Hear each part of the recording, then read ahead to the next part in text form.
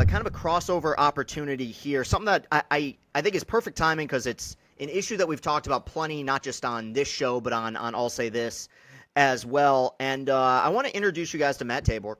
Matt Tabor. Sorry, I knew I was going to do that. I messed up. Matt Tabor, who is one of the founders of the PitchSafe app. And my first question is kind of just for you to explain what this is, because we've talked a lot on this show, and as baseball fans, this is just kind of the modern age, about pitchers, about arm injuries, and kind of the epidemic that exists among Major League Baseball. If you could explain how this app came about, we'd really appreciate it. Yeah, man. No, first off, Chris, thanks for having me. I mean, this is just an awesome opportunity for us, and especially the whole brand. And we talk about it as a movement, right? It's everybody kind of coming on board and saying, "Hey, we care about arm health," and that's really what we want it to be is joining the movement. And so, it's really kind of based on a shared experience from Tyler, my own career, right? So, I'm Matt Tabor, played 9 years in total with Arizona and Seattle around the minor leagues, most of the time in AAA. Then Tyler, my partner, Tyler Beatty, has spent some 5 or 6 years in the big leagues. And, over 20 years of professional experience between us, but also 3 surgeries. And so, that's where this kind of, nature and collaboration between him and I came from. And we essentially started, brick and mortar. We started at a facility here in Houston, Texas, really trying to breathe life into guys from the health, recovery, and preparation perspective. And it has worked so well. The Lions Den, which is our facility here in Houston, has grown so much that we decided to essentially take our process there and make it digital for more impact across the entire game, and for younger athletes and players and parents as well. In addition to coaches, right? The way the software actually works is, just as it works for a 35-year-old major league pitcher who can integrate all sorts of things, the 12-year-old kid and his dad can have some easy routines to be able to integrate into their day-to-day, doing the lessons, etc. So really kind of coming in a holistic approach across the board, and getting the opportunity to be on stuff like this with you, Chris, and kind of get the narrative out there is awesome. So I appreciate the opportunity. For sure, and it's something that as baseball fans we care a lot about, because, and I've talked about it a million times, there's really no injury in sports like Tommy John surgery, in the sense that, it's become this almost like morbid rite of passage for pitchers, where you hear guys having it at least the first time, and you kind of say, well, I guess it was just their time. And there was the famous statistic that came out, I think, in the beginning of the 24 season, which is that there's more pitchers that had Tommy John in 2024 than there were in the entire decade of the 90s. And this might be kind of a difficult question to find out what the inception of it was, but when and why do you think that changed? Like, what do you think led to that curve becoming so exponential, where we went from guys pitching 250 innings a year and not getting major arm injuries to now, like, guys get it in the minors, they get it in college? Where do you think the change came from? Yeah, for sure. I mean, I think it comes from a combination of the demands of the game, right? You look at stuff like running backs in the National Football League, right? The career length is very, very short, and the demands are super high. And that's kind of where, pitching is moving. But also because of really the high level research and development from some of the best in the space, right? Like, there is a better understanding of movement patterns, a better understanding of mechanical efficiency, a better understanding of everything across the board. And what that's doing is it's creating more output. So the human body is simply able to just produce more force, and that means throwing harder, but that also means more stress on the human body, right? And so we'll never know, right? Like I tell guys at our facility here all the time, I'm like, throwing is unnatural. You were supposed to pick up a rock and throw it at a deer, 250 years ago, right? Yeah. You're not supposed to throw it 85 times as hard as you possibly can, right? Like, and so it's no doubt that it's very stressful, right? But I think it really is a testament. The level of performance that we see at the highest level is a testament of all the research and development that then has kind of waterfall down all across the board to even 12-year-old kids and that are going from little league to the big field have a much better understanding and idea of what they're doing, what their process looks like. And it's a great thing for sports, right? At the end of the day, we do want to push the highest level, and now it's kind of working backwards a little bit and saying, okay, how can we ultimately achieve this high level of performance, but at the same time not cost guys 14 to 16 months and sometimes ultimately their career. Yeah, and that's, you mentioned kind of down at the youth level, and I think that's where it starts in a lot of ways, just because, it is, and like, I'm a pitching fan, we got the Tarek Skubal poster behind us, like, I love the stuff that modern pitchers feature, but I also think that there is kind of a peak that we've reached in terms of output and how we train guys with maximum spin and maximum velo. I just kind of wanted to ask about the youth level for a second. Do you feel like it kind of starts there in regard to maybe the philosophical change that's existed? And if so, do you feel like there's a chance that we could have some sort of throwback in the sense that maybe we're not putting as much pressure on a young pitcher's arms when they're down at that level? Yeah, I think it's just like everything else, right? At the end of the day, it's kind of just like a game of telephone, right? Yeah. Where like the people at the highest level are doing things really well, very calculated. And you're not seeing as many injuries, as many kind of freak things happen. Although it is at a high level, if you actually take a look at like what's happening at 12 to 15, it's a lot different, right? I think it's because like as knowledge kind of gets passed down, as processes get passed down, people start to gravitate towards what they like rather than what they should be doing. And so we see a lot of guys, who come in and pick up weighted balls and throw them as hard as they can. It's like, yes, like these objects are good, right? But like they have to be understood and executed in a certain manner, or else it's simply unsafe, right? And so I think like that 12 to 15 range for parents and players who are listening, like that is the most vulnerable time frame, and that is where every arm injury starts. Whether that's from developing a bad movement pattern, being around a coach that is simply finding things online and kind of throwing them at the wall and seeing if they work, to just get results rather than actual understanding of the whole system and how everything works, from sleep, nutrition, recovery, movement, volume, and everything in between, even understanding the person, his mentality. All these things matter. And that's what we're really focused on is yes, we don't want to impact the highest level, but in order to impact all levels of the game, we have to start with the most vulnerable population. So trying to deliver something that's so holistic for every single coach, every single parent out there, where with a tap of a button, with a download on the App Store, they can have a mindset coach, strength conditioning coach, a warm-up performance coach, a throwing skill coach, everything in their pocket directly right there for their kid while learning at the same time. Yeah, and what's so tough with it is that there's not just a variance in terms of, you know, uh, each person's body, but there's just a variance in terms of genetics. Like there's certain guys who throw a ton of innings and then might not get Tommy John till later. There are certain guys who might not get it earlier. Like I think that the idea of every guy who gets Tommy John is throwing 100, it's not necessarily true. Like it can kind of happen anywhere, and I think it makes it kind of difficult. Like I always use this example, but like Verlander pitched more innings than anybody. Didn't get Tommy John until he was deep into his 30s, and so you never really know. And you mentioned nutrition, which is something that interestingly has, as Tiger fans, has actually been something that's been brought up over the last several years about our player development. It was kind of a famous quote a few years back that when our current president, Scott Harris, got hired, one of the minor leaguers was asked what's the biggest difference under his regime, and he said, we know what to eat now. Like we have chefs and we have cooks and we have people that tell us. I guess as somebody who probably is much more well-versed on this, if you could explain just how important nutrition is to the pitcher and how it can impact potentially the damage that's done on the arm. Absolutely. Well, I think it comes down to this, and this was said one time to me, and I'll never forget it. But would you put 87 in a Ferrari? Yeah. Right? Like at the end of the day, it's as simple as that, right? Like everything in your body is ultimately made up of what you eat, right? And even honing it down to like the baseball specific, pitching specific, right? The ligament is made up of collagen, right? We've seen it on shelves at grocery stores. It's in fish, right? It's in all these sort of things. And so like the more that you can supplement your diet in a healthy way that's recommended by a nutritionist with some of these things, you're just going to recover better and your body is just going to naturally heal better, right?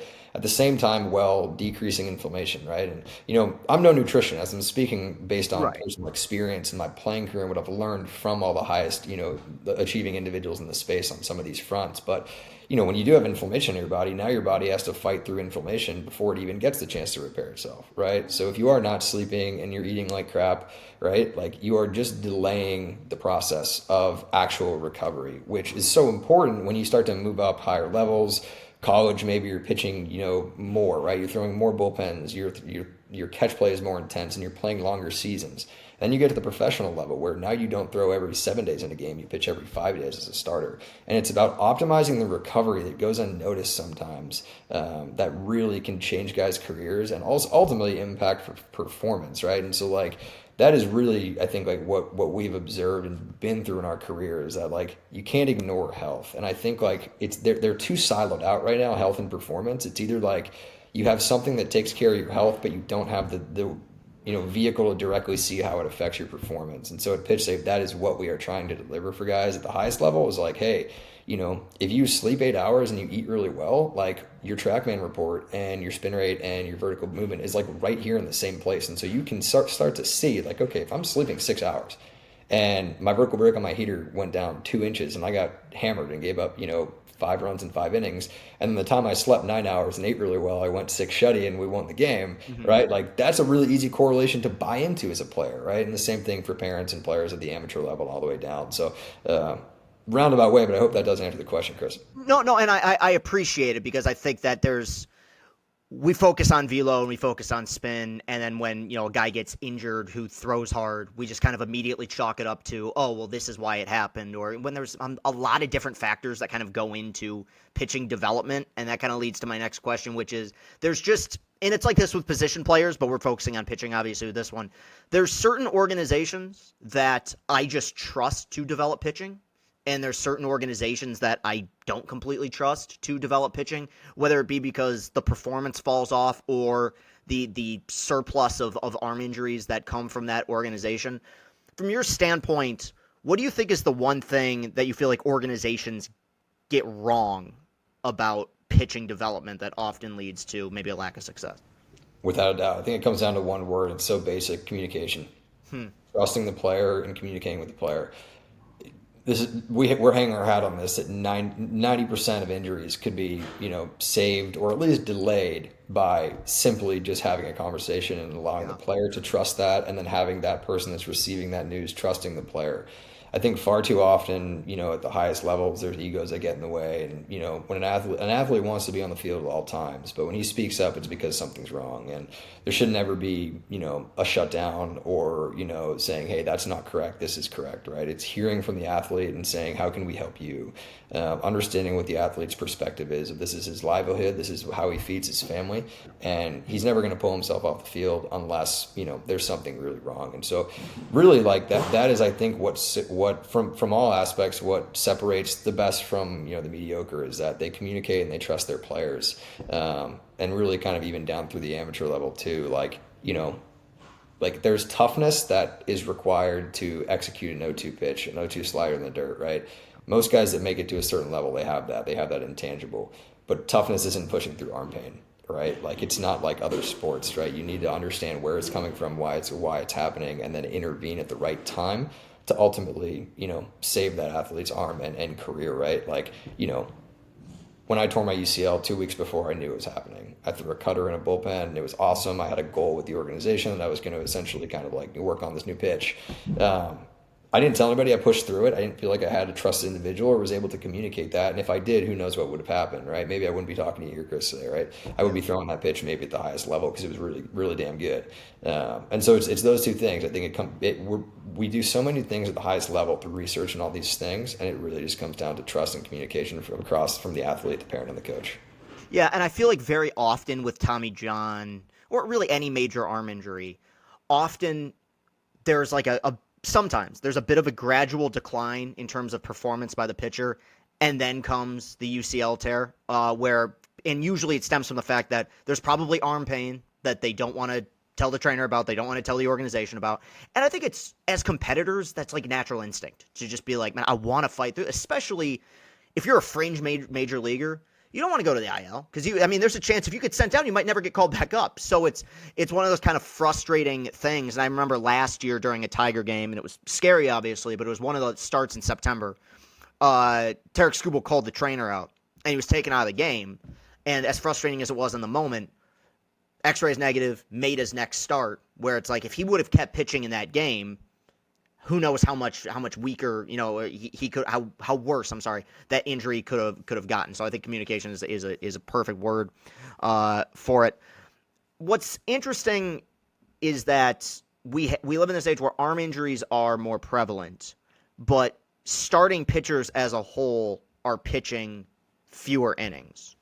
And I think so much of that is the fact that, like, in the 1970s, teams didn't have entire bullpens of guys that threw 100. Like, it's a much different game from a strategy standpoint. But do you also feel like the parameters for starting pitchers have changed, whereas it used to be about going deep and maybe finishing the game, as opposed to today it's closer to, hey, give me your best 5, give me your best 6, and we can turn it over to the pen.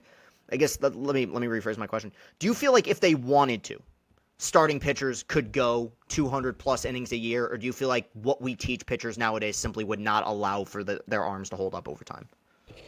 No, I do think strategy is the right word for it, right? I Yeah. think that the game is just drastically different. And the game is always going to go in ebbs and flows, right? Like Mhm. there's so many nuances to it, and people will value things at certain times and then are devalued later on, 10 years down the road, et cetera, right? And I think like what's valued now is like the wow factor, entertainment, and like big plays and just big things, right? It's very from like just life in general, right? Like it's you want to see like the big thing, right? And it's awesome, and we all love it, right? And so I think like for sure, like when what we see on like kind of the back end, right, is just like we see improved mechanical efficiency. We see research coming down from the top that is helping guys get so much better.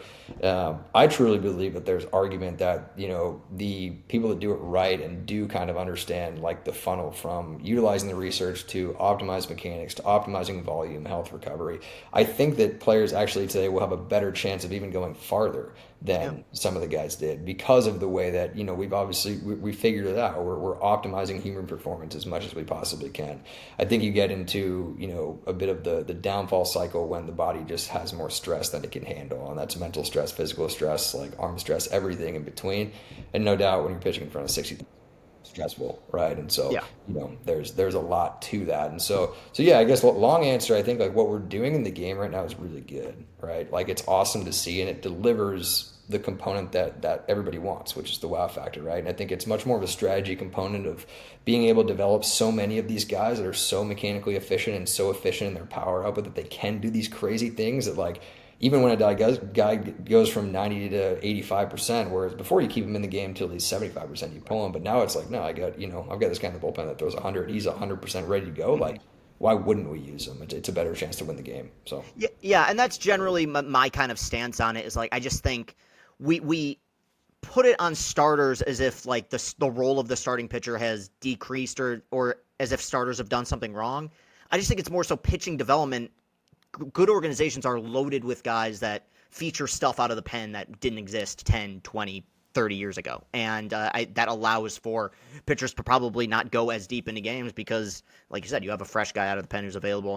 And one guy who obviously made himself, he was already probably a big name. I mean, especially with the contract he got. But Yoshinobu Yamamoto, a legendary performance in the World Series this year. And it's one of those things where I'm not saying we take it for granted, but the guy pitches game 6, has a wonderful performance.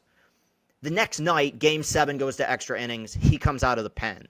If you could, as somebody who has experience pitching professionally, just in layman's terms, explain how ridiculous that is to be able to, as a guy who's typically used to the every 5-day grind of just pitching in a rotation, to be able to come out of the pen after, I think it was 90-something pitches the night before and pitch effective baseball. If you could just explain to the people like what an achievement that is.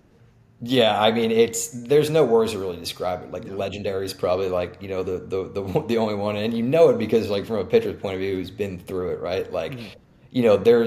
there's really no like way you can explain how you feel after throwing 7 or 8 innings like Yeah. with that much adrenaline. Like, and not only like are like your arms sore like normally, right? Like your muscles and things like that, but like your central nervous system is completely shot. Most guys don't really sleep very well after the day of their start, right? Like they're so wound up. They've been pitching in front of thousands of people under the lights and like very big time like fight or flight survival instinct environments, right? And so to be able to come back and not only like execute again on like the highest stage, but also do so in a way that you would never even know that he pitched the previous I night know. with the quality of his stuff, the quality of his execution, even just like the way that he presented himself and his body language and mentality on the mound. It was unbelievably impressive. And I think that is probably one of the more impressive things that you'll see in all of sports in the next 10 years, but also probably one of the more impressive feats in the World Series that'll be, stand for a long time. Yeah, and it's incredibly impressive to watch. I also think that like it's just impressive enough to volunteer to do it. And I think that also speaks to how well he knows himself and his body, where he felt like, okay, look, I can go. I'm ready to pitch. I'm ready to to come out of the pen. And look, you get that lucrative contract. You got game 7. Yeah, I mean, that was great. I want to see a guy out there. It was really impressive. I've seen this app that you guys have put together, and I think it's a really unique idea. One of the themes in the show, like, we respect grinders. We respect people who are trying to build stuff, whether it's an app, a YouTube channel, a playing career, what have you. Up to this point, who is like maybe the most intriguing name that you've been able to kind of get attached to the PitchSafe movement? No, that's really good. I think, we're still kind of rolling it out. I think, like, we're definitely focusing more on like organizations, right? So like we have a really good relationship with the Evo Shield Canes. That's been awesome. We were actually just at the baseball factory Under Armour headquarters in Maryland, meeting with all of their regional directors, getting some of them on board. So it's been awesome to have an organization that's so influential in the amateur space be able to utilize this. But also like the highest level, like Vanderbilt, they've been getting a few guys on it, which has been awesome. And Tyler's kind of leading the charge there as an alum, kind of giving back to the school, and being able to communicate with guys that have a real chance of being in the big leagues in 2, 3, 4 years. It's been absolutely awesome. And so, yeah, really across the board, right, from the highest level Division Ones to all the way down to the amateur level of, even like the 10, 11 Evo Shield Canes and their parents that are associated with it. I think it's much more of an education play. It's awesome. And, it's really cool to connect the whole community. And we're going to continue to do that. I think, like, one of the coolest things about PitchSafe is, like, when you see our marketing stuff right now, it very much kind of shines as a product. And what I really want to like get to over the next couple months is that it's a platform and it's a movement. And so, everything's themed in baseball cards. It looks like MLB The Show. It's awesome, right? But we're going to be hosting some of the best people on PitchSafe, which is going to be great. So the best trainers, the people that we all know that we have relationships with from training or consulting or whatever with, right? They're going to be creating baseball cards. And it's essentially going to be everybody kind of collecting these creators and these the best people in baseball. So that way no one's ever lost anymore, right?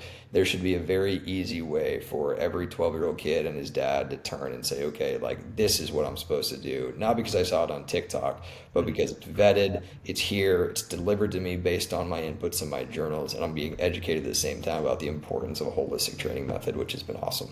Yeah, and you mentioned, obviously, Tyler getting Vanderbilt involved, and, for the people watching, you might not understand, like, that's basically like getting Alabama involved in a football app. I mean, Vanderbilt has become the factory of, and I believe, if my recollection is correct, I think national champion at Vandy, right? For Tyler, that at least one of those years at 14. That was the one of the Dansby Swanson seasons. So you mentioned it a little bit already in that last answer, but do you guys set long-term goals for this stuff? And if so, like, what is the ultimate long-term goal that you're looking to get to with this app?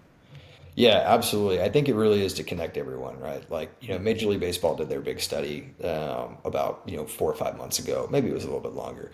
But it was about essentially like the arm health crisis, right? And they did a lot of research and everything. And they were able to make some good conclusions, right? Which was that the increase in velocity, right? Throw harder, higher output, more stress on the body, ultimately more injuries, right?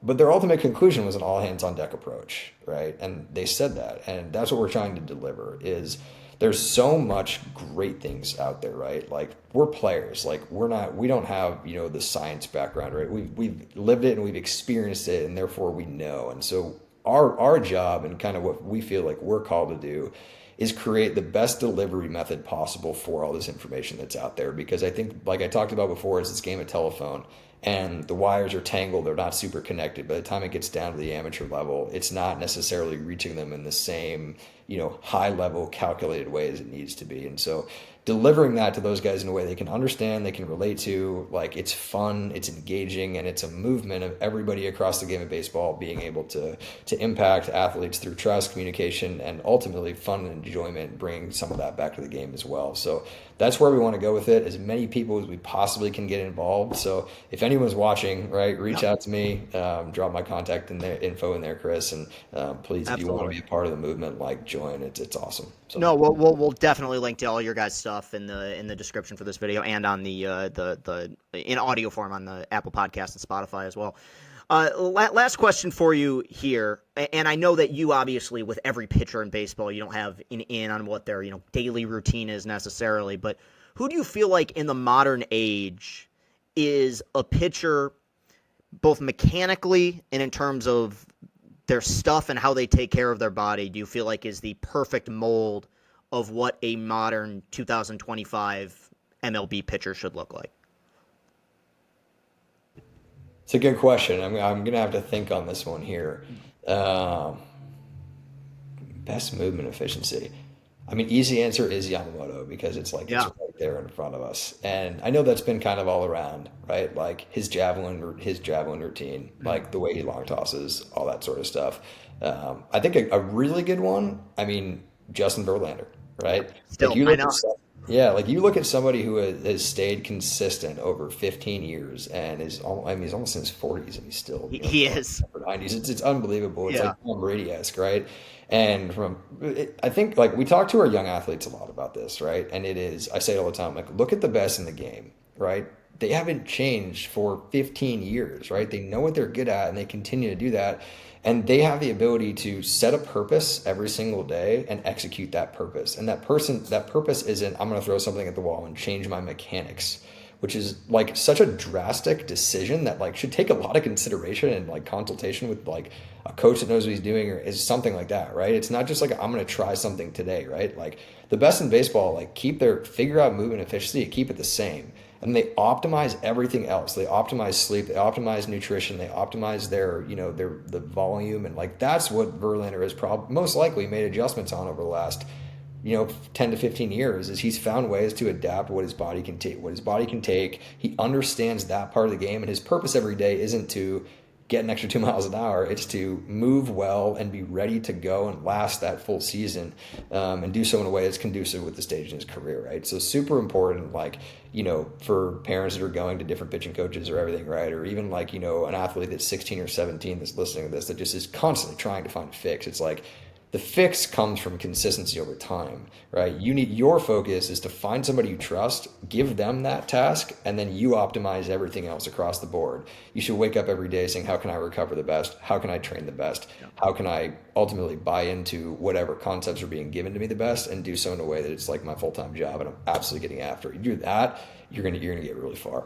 Yeah, there's no pitcher in my lifetime that I think knows their body better than Justin Verlander. And he came up through the system with the Tigers, had the triple digit fastball, but as he developed as a pitcher, I've always loved, and I bring it up all the time, his buildup and the fact that he'll start a game, at his peak, covering 93, 94, and by the eighth inning, you're seeing 100. I think that that's very much a lost art, and I think that's allowed him to, he learned how to pitch, and that's allowed him to extend his career, into his 40s, and, there's still the dream that he's going to sign a one-year deal here, and we're going to see him finish his career in Detroit. Maybe not, maybe not. But well, look, we're right on time here. I appreciate you. Like, this is a really cool opportunity. This is stuff that Austin and I have talked about it. We care a lot about this. We love this game, and we've seen a lot of pitchers that we love, both in our organization and other organizations, struggle with arm injuries, and the way that it can really impact careers and really impact organizations. So I think it's a really cool thing that you guys are doing. We're going to make sure to continue to promote it and follow along with it as hopefully it grows. But for the time being, thank you for being on Chris and Company. I appreciate it, Chris. You never know how things are going to go with some of these interviews, and this was something that Austin had turned me on to. And like I said, there's kind of a roll of the dice, and that's one thing we like to do on this show. But I actually thought that was really informative and really good. And I think that people that love baseball and are aware of some of the issues that plague the sport as it pertains to arm injuries are going to get a lot out of that. I think I said this off the air and on the air. I think it's a really cool thing that they're doing. It's an epidemic in baseball, the arm injuries. And of course, like we didn't get as deep into it necessarily, but these guys know that there's no way to prevent arm injuries. But the statistics that have come out that have led to seasons, careers being impacted or derailed, it's pretty staggering. And I think that any process, or in this case, any app that can maybe help slow that curve a little bit is a very important thing. So we will make sure to promote the work that they're doing and hopefully see this thing grow. Like I think it's an awesome idea, and I think it has a lot of potential. So happy to have Matt on and discuss all this, and we'll be in touch with them. But that will do it for today's episode of Chris Company. You can follow me on Twitter at Castellani2014 while we're at it. You can find us on TikTok And if you're watching on YouTube, you can hit that like button. You can hit that subscribe button. Let's get those watch hours up. We are available in audio form on Apple Podcasts, available in audio form on Spotify. And in the description for this video, if you're watching on YouTube, we link to everything involving PitchSafe. We link to Matt's account. We link to Tyler's account, making sure that you guys can get your eyeballs on that. We want that thing to continue to grow. We've had a lot of good luck with this show up to this point, and I greatly appreciate it. And of course, I greatly appreciate my friend and producer Austin Sisler, who continues to do a marvelous job. So thank you guys very much for tuning in. I will talk to y'all again real soon. Have a great rest of your week. Peace and happiness.